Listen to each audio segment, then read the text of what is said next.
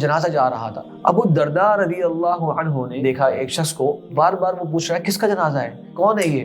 تو ابو الدرداء رضی اللہ عنہ نے اس شخص کی توجہ اہم کام کی طرف کرانا چاہی اور کہا کہ یہ تمہارا جنازہ ہے۔ اس نے کہا کیا مطلب؟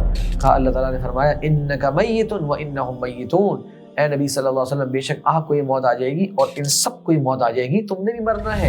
تو اگلے کے جنازے کو اس طرح مت دیکھو کہ یہ کسی اور کا جنازہ ہے، تمہیں بھی اس موت کے مرحلے سے گزرنا ہے۔ اس دن اس طرح تمہارے اندر سنجیدگی اور ایک ہیبت والا تمہارا ایک مزاج ہونا چاہیے کہ جیسے کہ لگے کہ تم اپنے آپ کو بھی اس جگہ رکھ رہے ہو کہ میرا بھی یہ وقت آنے والا ہے۔ اس طرح صحابہ کرام تربیت فرمایا کرتے لوگوں کی۔ آج آپ غور کریں، آج کل کے زمانے میں ایک اور چیز دیکھنے میں آئی جو بڑا تکلیف دہ منظر رہتا ہے کہ بہت سے جنازوں کے اندر ہم دیکھتے ہیں کہ بہت سے لوگوں کو وہ ایک گیدرنگ کا موقع مل جاتا ہے۔ مسجد کے اندر ایک الگ گیدرنگ بنی ہوتی ہے، قبرستان میں جا کے الگ گیدرنگ بنی ہوتی ہے۔ بہت سے لوگ اس موقع پر اپنے فون نکال کر مختلف قسم کے اپنے میسیج کو رپلائی کر رہے ہوتے ہیں۔